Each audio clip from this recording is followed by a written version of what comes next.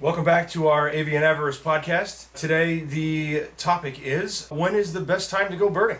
That's a very good question. When is the best time to go birding? Well, we're going to start off by talking about what time of day you should go birding, if you can, if you have the choice. And I think most of us would probably agree the best time to go birding is in the morning. Yep. That's when the birds are most active, for the most part. That's when it's, in warm weather, that's when it's cool, so the birds are trying to not use too much energy or overexert themselves when it's really hot and just more challenging in the afternoon. So the morning tends to be the time that they're going to be out there. Many a time we have woken up in the dark to be somewhere when the sun comes up. Many a time. And you know what? It's terrible. It sucks when you wake up that early. But as soon as that sun comes out and all of a sudden it's active, you forget the fact that you are just woke up. You don't even care. Because it's so active, if you hit it on the right day, there'll be more than you can handle seeing. You will miss things because there's so much out at the same time. Right. Now, is that the only time of the day to go birding? No. You can bird whenever you want. Yeah, which is the great part about it. Yep. There's usually something that you can find, especially when the days are longer, if you're in a temperate area where you have like a big difference between summer and winter day length. Sometimes you get another kind of pop of activity in the evening. So when it starts to get cool, but it's not dark yet, you might get another kind of burst. So, around here where we live, that might be 4 or 5 o'clock, maybe 6 o'clock if it's in the summer. Yeah. You get another little kind of burst of activity. But then in the winter, you kind of have those two periods of time actually get scrunched together because the day is so short at our latitude that you don't really have enough day to differentiate between the two. So then kind of in the winter, if it's cold, all day could be good. It just really depends on what you're looking for. Yeah. They have less food to find in the winter. Therefore, they're probably finding less and therefore out more. Mm-hmm. So, you're not going to have a heavier influx in the morning like you would in the May. But, yeah, winter, I guess it doesn't really matter. Yeah. Any time during the day is fine. So when is the best time of the year to go birding? So that really depends a lot on where you live, right? So in our area, we're living in a place with 4 seasons, and we're living in a place with a lot of migratory species.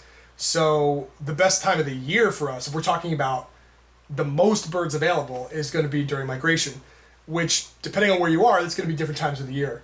For us, that's kind of, I would say it's mostly April, May in the spring, and it's September, October in the fall. But if you were living closer to the equator, then it might be slightly different months.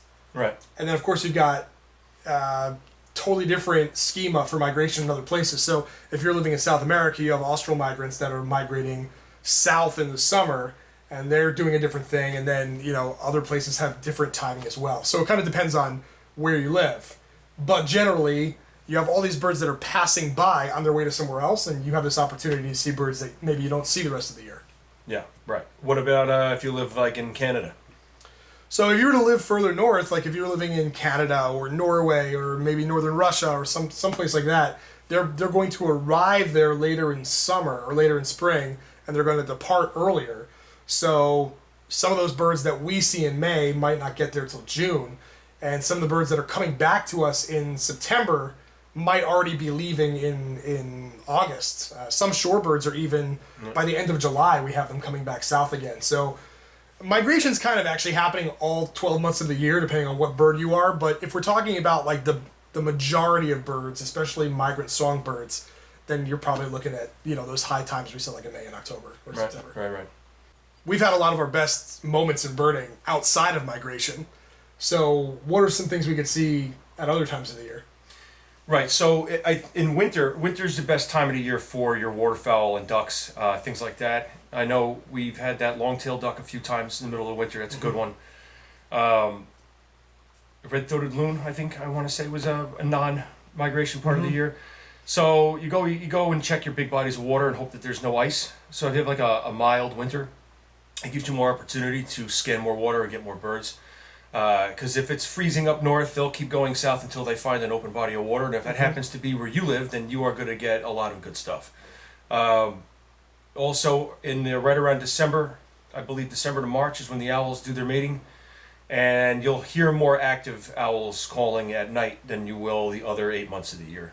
So you could get, you know, your barred owls and your screech owls around here a lot easier at that time. So it's fun to go out at night. Maybe you have an hour to kill before you go to sleep. You can sit outside for a few minutes and just, you know, practice your owl calls and see what calls back. You never know what you get. I know we also like every year waiting for the winter finches that kind of come down from further north.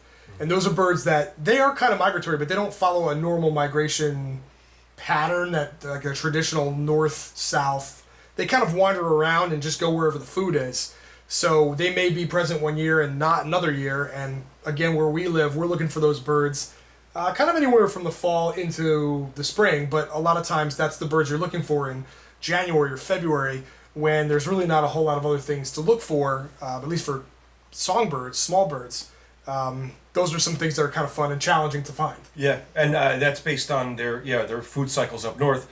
Some years their trees aren't seeding as much as they normally would, and they have nowhere else to go but look around for food, and then all of a sudden they can just show up in your backyard, like your crossbills and your red poles and stuff like that. Yeah, and you know there's some birds that you just have kind of a narrow window to look for them, and I'm trying to think of ones that are like outside of like traditional migration. So that could be something like maybe in June, which is really kind of late for migration for us. There might be a particular gull that tends to show up, or that might be the time of year when you want to go out and look for birds that are breeding. So it might be the time where you're going to go to a wooded area near where you live, and you're going to try to see what kind of birds are actually singing and on territory, and birds that are probably going to stay there for the summer. And that's kind of a different aspect of birding, and still rewarding to do as well. Right. You just had a cerulean warbler at your Cub Scout camp. That's right, yeah. Yep. Well, I guess what that really means is it doesn't matter what time of the year it is, there's something to go out there and see. That's right. So like we always do, encourage you to turn us off and get out there and watch some birds instead of us. And tune in next time when we'll be talking about some of our most memorable, exciting moments in birding.